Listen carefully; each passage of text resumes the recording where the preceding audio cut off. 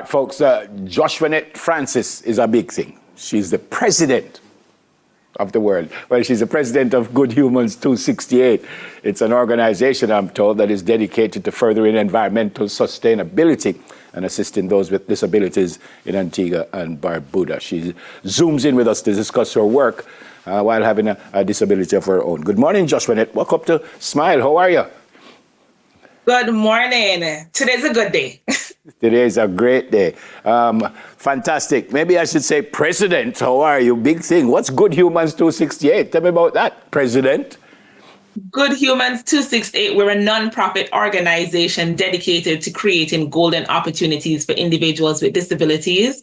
And we're going to do so through climate action, sustainable farming, and community outreach. Yep. When we say golden opportunities, we refer to individuals with disabilities having the opportunity to have jobs, cars, home, land, travel to beautiful places like Jamaica, and truly change the trajectory of their lives. No, man, you win. You win very, very easy. You win easy.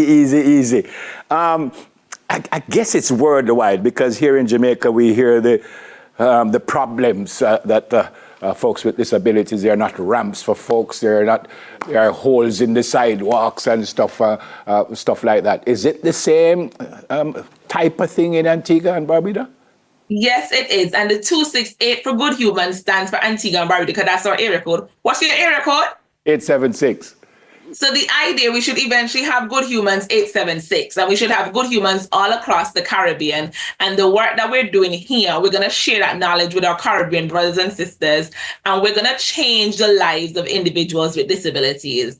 So just like there are issues with ramps, there's issues with the sidewalks, we want to solve those problems. And I believe that the government institutions, we're small island developing states, so we don't have unlimited resources. So we have to create programs, projects, and partnerships so that we can fund these different groundbreaking initiatives. Yep. What kind of programs are we talking about here?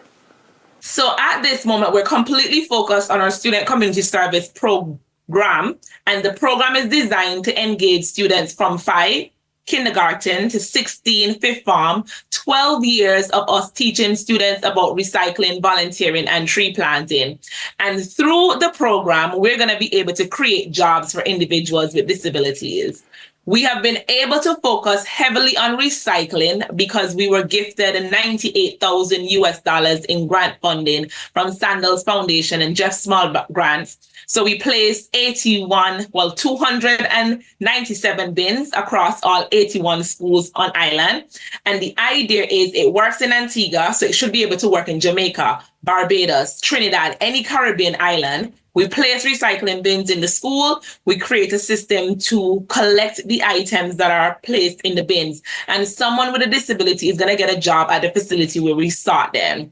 And once we give that person a job, that changes their lives. Because once you have a job, that means you have a bank account. Once you have a bank account, that means you can now save money towards anything and truly contribute to society. Yeah, I know our dollars are worth different amounts, but 98,000 US in Jamaica is plenty money. So hopefully that can happen. I don't know if you have numbers, but how big would be the disabled population in Antigua and Barbuda? So our disabled population, based on the census that was produced 10 years ago, is actually 16,000 plus individuals. And globally, we actually make up 15% of the entire global population. And what happens is individuals with disabilities is actually on a spectrum. So it's not a situation where disability is everybody who has their foot amputated or somebody who's completely blind. Can I ask, are those prescription glasses that you're wearing? They are. If you're wearing prescription glasses, you're a part of the disability community because you're part of the spectrum.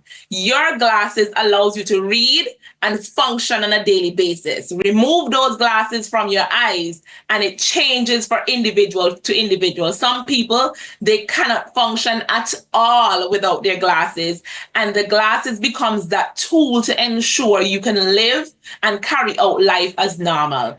That glasses is the same for a wheelchair with somebody or somebody who has a cane. So when we talk about disability, there's a big part of the population who has a disability, but they're able to function as normal.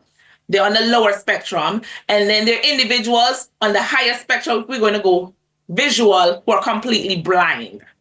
That is absolutely amazing. Never ever thought of that. But that's true. I am lucky because if I take this off, I could still read the prompter, which is probably about 5 yards away from me. But I understand exactly what you just said. I never ever looked at it in that way. I said at the top that you yourself have a disability. I'm not going to ask you about that. But is it just because of that you wanted to help folks, or did you have this volunteerism spirit ever since? So I will say it's a combination of that. I've always had this spirit of giving and volunteering. However, being fired because you have a disability changes the entire trajectory of your life. And then I have been heavily focused on getting the disability tribunal up in Antigua and Barbuda.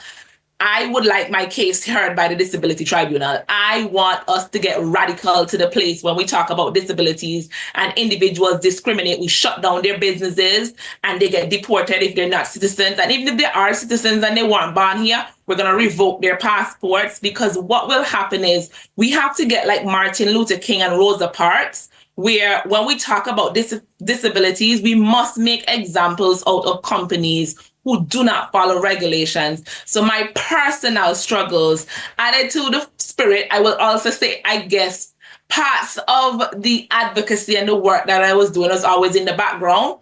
And now I'm forced to ensure that the vision and my story is heard by the entire globe when it comes to disability issues. Did you say that you were fired because of your disability?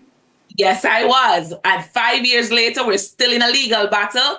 And that would have prompted the start of Good Humans 268. My attorney at the time, Dane Hamilton, would have suggested forming an organization.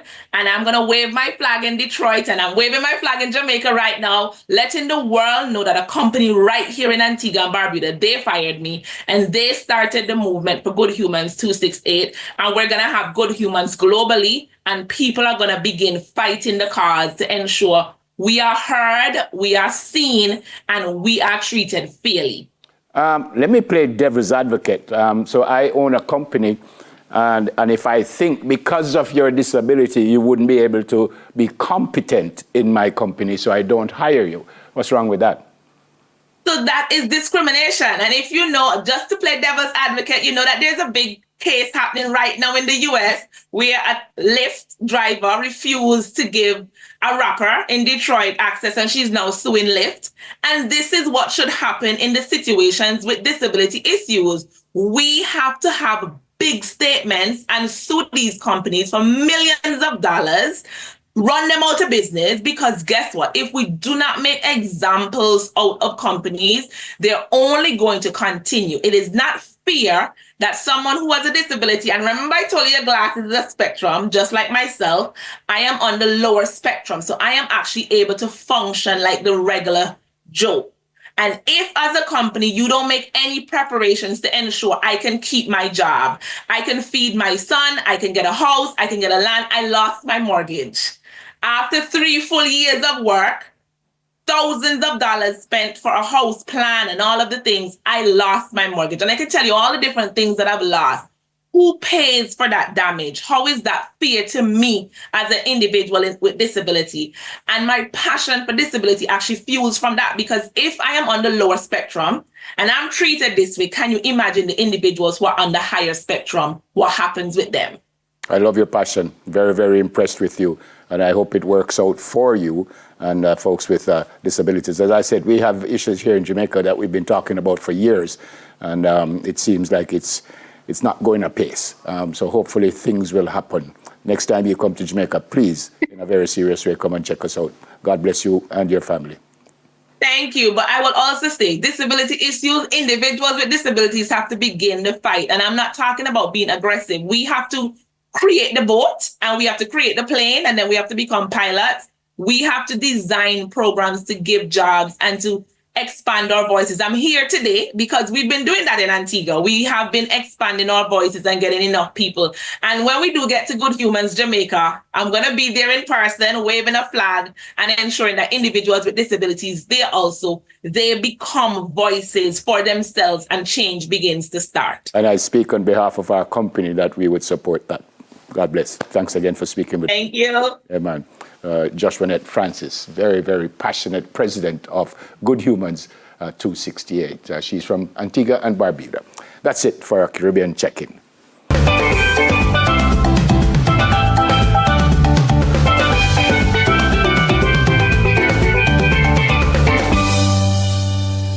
All right, folks, when we come back, we discuss data protection in Jamaica, which is also a big issue. Stay with us, please. Soon come.